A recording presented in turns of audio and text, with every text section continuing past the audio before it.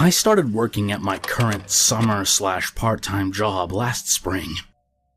I'm situated in a large old building that used to be a country club but fell into disrepair about 10 years ago. Although there's nothing paranormal about my story, it's maybe worth mentioning that the former manager committed suicide in the main office upstairs when they went out of business. It kinda adds to the unsettling quality of this place. Along with that, so do the seemingly never-ending hallways and passages, innumerable hidey holes and half-empty pools, and other strange unused parts of the building like a secret shower room and sauna, or a tunnel of storage areas that connect the men's and women's bathrooms. There are a lot of doors to the outside of this place. It makes sense for a country club, but currently we only use one small room for the golf course check-in, the kitchen, and one dining room for the restaurant upstairs, and the small cafe area for early morning golfers to get their coffee and beer. The cafe area is where I work. In the summer, we clock in to open the cafe before 6 a.m., often before the sun comes up. The golf course people come in pretty shortly after, but I'd be the first person in the building every morning. I would unlock the front door, disarm the alarm, walk downstairs in the dark, unlock this cage that keeps the drunkies at the bar upstairs at night from wandering downstairs, and crawl along a long dark hallway with no windows to get to the light switch at the end of the hall. This always creeps me out, and I end up holding the keys between my fingers like brass knuckles. I'm a woman in my mid-20s, and I've lived in plenty of bad neighborhoods. And ninja sliding down the walls on the opposite side of whatever doorway's coming up, just because it's pitch black and I'm a scaredy bear. By the time I get to the end of the hall and flip the light on, my heart is always pounding out of my chest as I struggle to find the right key to let me into the cafe. The whole situation started when Tim, a golf course employee, mentioned that he kept shutting the door between the men's locker room, bathroom, and the storage area that leads to the women's, and every time he would go back in there, it would be open again. This, along with some strange noises, was fodder for the bar regulars upstairs to claim the place was haunted by the old manager and whomever else they say died within these halls. Travis, a co-worker in the cafe, also mentioned that a few minutes after he opened, he went into the men's locker room and noticed that it was steamy and smelled like soap. So he went into the shower room to investigate, and everything was sopping wet and still hot. He was the only person who was supposed to be there at that time of day, but didn't see anyone, so he let it go.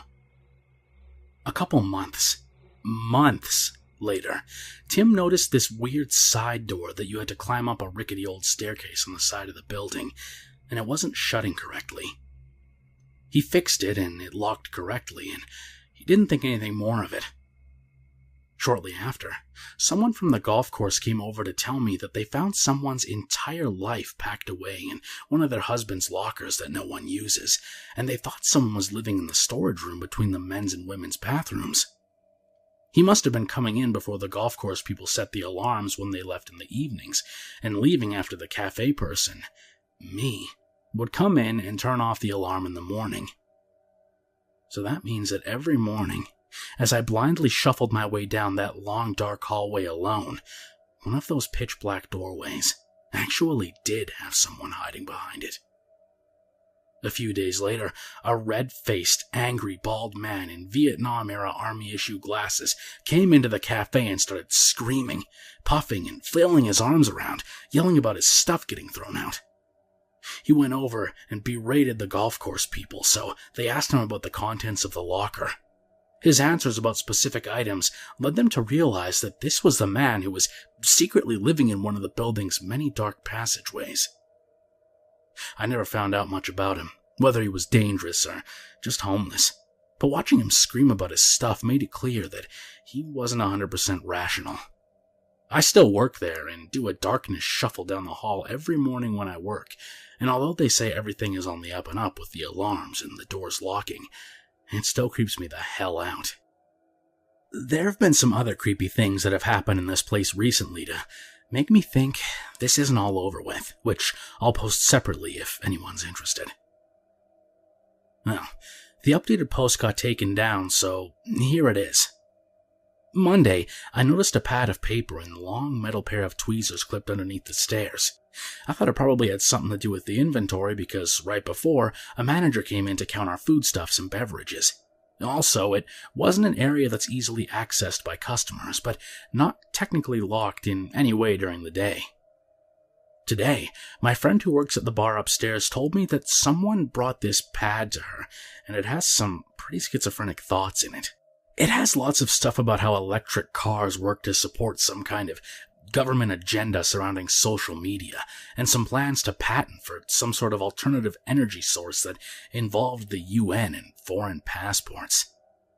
This part of the building isn't under video surveillance, so I have no idea who left it, and if they were planning on coming back or not, but it could be the same guy from before. He seemed pretty unhinged, and definitely liked to spend a lot of time in weird parts of the building. This story happened about 2 years ago while I was in university working on my degree in biology. I had signed up for a trip to gather samples for an experiment some students in the ecology department were going to run. It required the collection of samples from several sites, so they recruited biology, ecology, and forestry majors to help them complete the sampling in a shorter period of time. The area my group was to take samples from was a few hours from my uni in the Pacific Northwest. There were 9 of us in my group, 8 students and a supervising professor. We got to the campsite in the late evening and set up our tents. One of the other students had brought a big container of split pea soup from home and was sharing it with the others on the trip. I don't really care for split pea soup, so I declined the offer. Everyone had some except me, one other student, and the professor. Come the next morning, the 5 students who'd eaten the soup weren't in the best of shape. They were in the grips of some gnarly food poisoning and were no longer in shape to hike for 8 or 9 hours to collect the samples we needed. The professor, who was supervising us, had originally some rules such as people travel in groups of at least 2 and we had to return to camp by nightfall. Now, those rules were tossed out to make sure we kept to our timetable and collected all the required samples. We were just told to do your best to complete the work assigned as long as you can do it safely. That morning, I set out for a long day of hiking. After a mile or so, I ran into the stream I was supposed to follow. I needed to travel about 4 miles upstream, stopping every quarter mile to collect samples of the water and soil. This meant I had to hustle to get back before dark.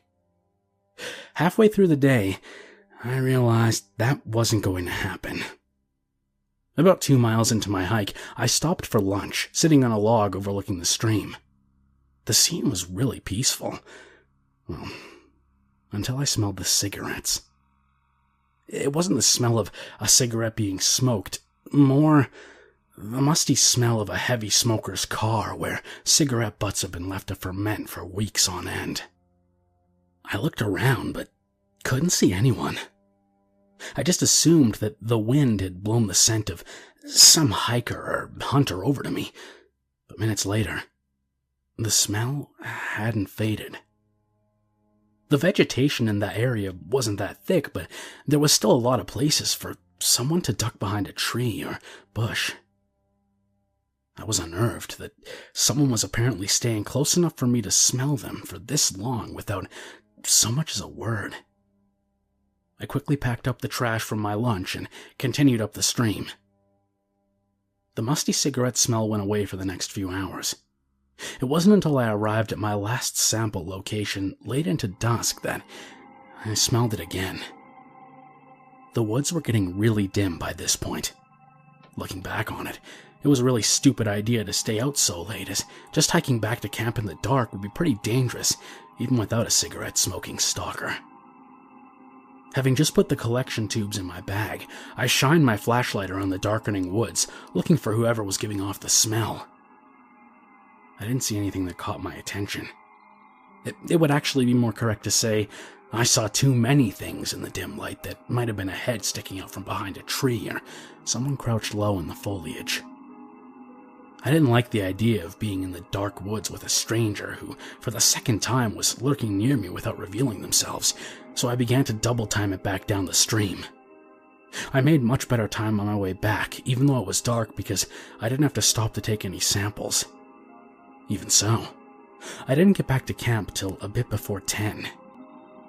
I was the last one to get back, and everyone but the professor was already asleep.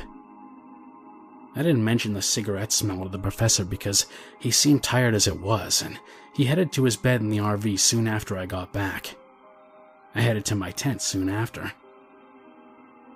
At some point in the night, I woke up deciding to pee. I decided to head into the woods to do my business as I knew some of the other students were feeling ill and needed the RV toilet for more urgent matters than just having to take a leak. I walked about 100 feet into the woods, found a tree, and did what I needed to do. As I turned to go back to camp, something caught my eye. Somewhere off in the woods, there was a tiny, red glow. I was confused as to what it was until it flared momentarily, and I realized it was the cherry of a cigarette. I stood there for a while watching the red ember glow, fade, then moved slightly closer to the ground as if whoever was smoking it would take it out of their mouth. Not being able to see the person, I assumed they were watching the camp. I didn't know if they had seen me make my way into the woods or not, as the fire had been doused and the moon was only half full, so there wasn't very much light. I made my way slowly back to camp, as quietly as I could, and entered the RV to wake up the professor. I told him about the person smoking in the woods and about the smell of cigarettes earlier that day. However, when we got outside the RV, the ember from the cigarette was gone. My professor woke up the other student who hadn't come down with food poisoning, and we took turns watching over the camp. I didn't see or smell anything else when I was on guard duty and went to sleep when the professor woke up for his turn. In the morning, the professor, the other student, and I went to where I guessed the smoker had been standing the night before, and sure enough, we found about 10 cigarette butts on the ground next to a tree. The tree itself looked like someone had been twisting and stabbing a knife or some other sharp object into the bark and outer layers of wood, as they'd been damaged and chipped away. The professor decided that the group should head back that day, even though we hadn't collected all the samples we were assigned to, just to be on the safe side. We packed up camp and drove down the thin dirt trail without incident. The second we got onto the paved highway, though, a white paneled van pulled out of a clearing just off the shoulder and began following us. This van stayed behind us all the way back, pulling off the highway when we did, taking the same surface streets that we did, and only stopped following us once we turned onto the road leading to our university campus. Everyone was freaked out by this, but it was around 9 at night on a weekend, so the security office on campus was closed. We decided to unload the RV and call it a night, as the van hadn't followed us onto campus. I offered to help the professor catalog and store the collection tubes from our trip, so it was another couple hours before I left the biological sciences building and started heading toward the dorm building I lived in. I stepped out into the cool night air and began walking, my professor having left the building in the other direction to get to his car and drive home. It was a couple dozen feet outside the building, which was now locked, when I was hit with the musty smell of old cigarettes. I looked around, and about 25 yards away in the darkness off of the footpath, I saw the cherry of a cigarette smoldering away. I was pretty scared at this point, but I hoped it was only a student or some faculty member staying late having a smoke. I couldn't completely convince myself of this, as the musty cigarette smell was the same as what I smelled in the woods the previous night. I started down the footpath and soon passed whoever was smoking. 100 feet or so later, I looked over my shoulder and saw the cigarette cherry bobbing in the darkness. The smoker was following me. This creeped me out a bit more, but I still held it together. That is, until I rounded a small stand of trees and saw a white paneled van parked alone in a parking lot. I took off at a sprint toward my dorm building. I looked over my shoulder. A few steps into my run, I saw the cherry of the cigarette fall to the ground and a dark shape beginning to move after me. I didn't look back again, but I could hear someone running in the grass off the footpath. I got to the entrance of my dorm building and frantically waved my keycard in front of the card reader that controlled the door lock. As soon as I heard the soft beep, I opened the door, jumped through the doorway, and shut it quickly. I stopped and peered through the glass door. I saw the dark shape stop just short of the lit pathway. I just watched for a minute or two. Then, I saw the spark of a lighter. The light, just barely bright enough to illuminate a shaggy beard and the brim of a baseball cap before it disappears and was replaced with the red glow of a cigarette. I turned and headed up the stairs to my dorm room. By the time I got to the window overlooking the same yard I'd just run through, there was no trace of a dark figure or a cigarette cherry. After that, I didn't see that white paneled van ever again or smell that musty cigarette stench, and I hope I never do again.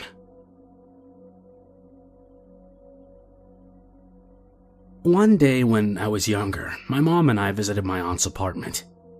It's a giant-looking house with a side driveway that leads around the back to a small parking lot for tenants, with the house entrances being off to the side, facing away and hidden from the busy street. I don't remember how old I and my cousin, aunt's daughter, were, but to the best of my memory, we were both somewhere around the age of 8 to 12, with her being slightly older than I. It was still midday and we were all hungry, so my mom and my aunt decided to go shopping and were then going to pick up pizza on the way back for us all to eat. Me and my cousin were ecstatic as we loved pizza. Our parents left and me and my cousin stay and watch TV with the volume really low while browsing on our laptop. It's probably about 25 minutes after our parents left when we start seeing the front door locks shaking. We thought our parents were back home, but then we noticed something suspicious. Instead of the locks of the door quickly turning as if our parents got back, we instead saw that the locks were very slowly turning to unlock. We suddenly both realized that it wasn't our parents and definitely an intruder. We both stared at the front door silently, freaked out and frozen. I always thought those horror movies where the actors stand frozen in fear like idiots were fake, but it was this moment that proved that idea wrong. As we both stood there frozen in horror, we saw the top lock finally turn all the way after what felt like half a minute. Then we start to see the bottom lock slowly start to turn.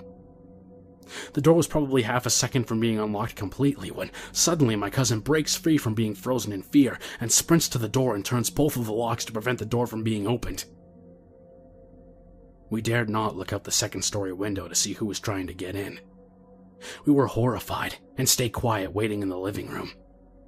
We didn't say a word to each other and just sat there on the couch. It was about 25 minutes later until our parents got home, where we told them the whole ordeal, and they were shocked. We don't know what would have happened if my cousin didn't sprint to lock the door, but to this day I can remember very vividly seeing the door lock shaking rapidly and slowly turning. It was definitely very scary. I was in my second year of university and I lived alone. It was a downstairs flat with my bedroom facing towards the street.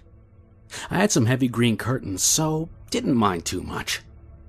My friends lived about a 15-minute walk away, and I would go over every day till sometimes around 3 to 4 a.m. or sleep over. I had a long-distance boyfriend at the time, so would sometimes be up late Skype sexing. Halloween rolls around and I'm out with my friends. I decide to go back to mine and be a sexy Skype Supergirl for my boyfriend. We get into it. We're having a great time, curtains closed, lights off, just to be safe. I'd had a drunk man try to get in one time. I fell asleep early and left the curtains open. It had been super creepy. I woke up to the sounds of someone trying to push open the front door. When I looked up, there was a man, staring, stood so close his nose almost touched the window. I'd freaked out and spent the night in the living room. So the lights were off, curtains shut. I noticed a kind of flickering in my peripheral and looked around. While meeting at the bottom, the curtains parted very slightly near the top. Through the gap, there appears to be a trail of steam rising. I cover myself up and get up to investigate. I have to get up and stand on my tiptoes to see through. I'm a short arse. The source of the steam was a man's mouth, hunched over and panting, exposed at the waist, violently stroking his member. I try to quickly rearrange the curtains, grabbing my laptop and hiding in the living room. A few days later, there's a pink envelope waiting for me when I walk through the door. As I pick it up, various small change falls out. Written on the lip of the envelope in jagged capital letters, "I mean you no harm, XXX." A horrible cold feeling spread throughout my body. Dread overlapped by shock. I never felt anything like it. I turned the card over to read the address side. There in the same handwriting, "To the girl in the front room." Opening it, I see it's a quite traditional sort of card. Cream with the delicate watercolor of a bouquet on the front. Thinking of you and gold curvature next to it. The inside was completely covered by a message completely in capitals, some letters backwards and words misspelled. I gave the card to the police, so can't recite the whole passage verbatim, but the essence of it was, "I'm an old man who has lived on the street for a long time." Wasn't sure if they meant my street or the streets in general. More on that later. "You made me the happiest I've ever been in my life on Halloween. I'm so sorry I scared you. You are very beautiful. I love to watch you, whether you're working on your computer or touching yourself. Please, leave your curtains open just a little bit for me. For each time you do this, I'll post a couple of pounds through the letterbox. Signed, Ken." I called my friends, then got the police to come around. Basically, they couldn't really do anything. They took the card as evidence, gave me a case number, and said that they'd get the patrol car to drive past my house for the near future. I stayed at my friend's for a week and had one of them stay over at mine after that. That wasn't quite the last of Ken. Sometimes there'd be a knocking at my window, but I kept my curtains 100% closed. 3 or 4 months of no incidents later, we get snow. I was leaving my house, now in the habit of checking my curtains every time I left or got back to the house, and I see a set of footprints tracing the entire front window, back and forth, like someone had been pacing. After I moved, my friend had a job where she could check the local electoral register. We did find that a K. Mordew lived on my previous street. We did no further investigations, because it was a student area. I would walk past that house on the way home for the next 2 years. A while after I'd moved out, I saw that the windows had been completely covered in newspaper, stuck from the inside. Seems like someone was having trouble with Ken still coming around. I'm a long-time lurker and didn't realize I had this story until I came across pictures of the event. This happened a few years ago, and I'm sorry for so much background detail, but I swear, it's needed. I live near a small city which is notoriously known for its use of drugs and illegal drum and bass raves due to how remote and isolated it is. Usually they don't end up badly, but there's usually a report every week about someone being stabbed or killed, etc. Growing up in a rural part of the country, I've found myself usually with nothing to do. All that surrounds me is fields, pigs, and more fields. So the best any teenage girl can do is the occasional camp out on a field with her friends, or maybe roaming around the various abandoned farmhouses. Except, every summer there's a 3-day festival that has had its name changed 3 times due to the scabby reputation it has. My family is slightly torn apart. My dad lives abroad as an expatriate, and me and my mom only moved here for my education, but that's another story.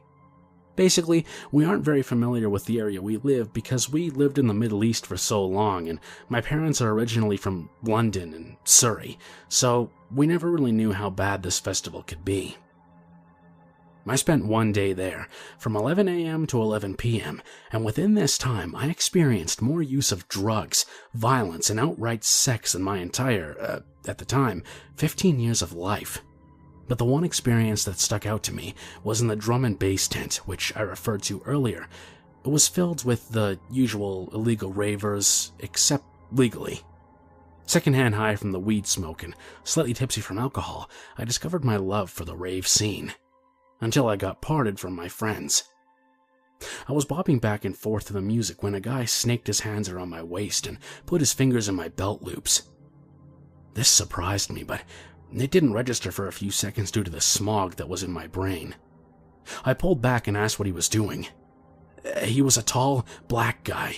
We'll call him Original, around 5'6" to 5'7", mid-20s to early 30s, and he told me that he'd seen me and thought I had an amazing body, and that he wanted me to come back to his tent with him. What was my number? How old was I, and where did I live? I was wearing jeans, a high-cut shirt, a windbreaker, and sneakers. My body was not being shown off, by any means. I laughed. I'm not very good with confrontation unless I have my friends around me, and usually resort to being a bit timid and nice in the hopes people will leave me alone.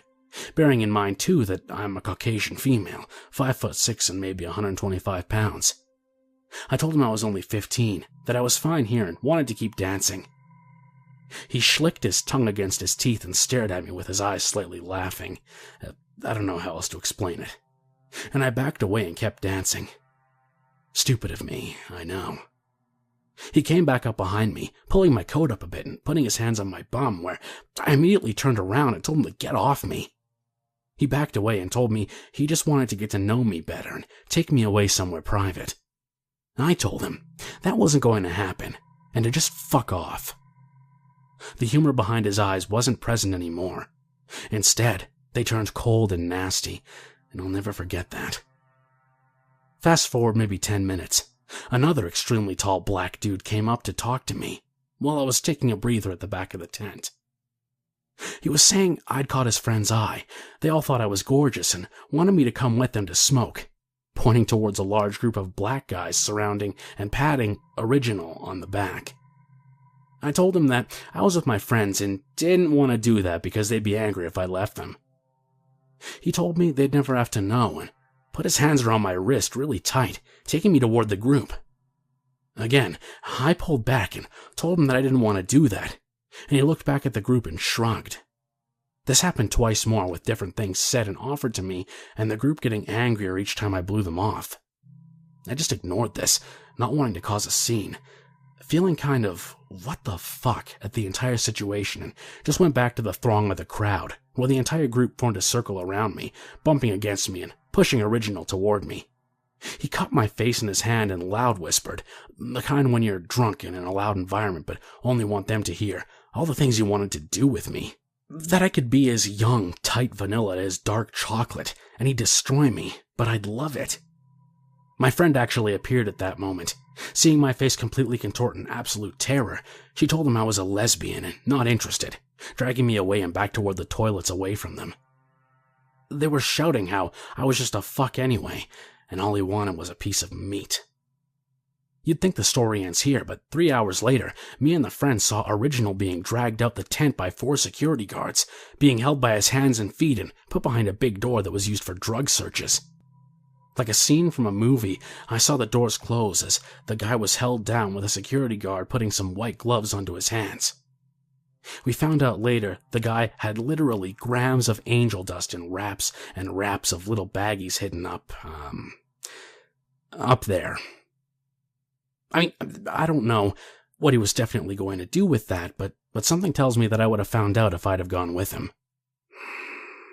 Big black guy who wouldn't leave me the fuck alone. Let's not meet again. If you made it this far, I hope you'll follow me on Twitter at KingSpook Creepy.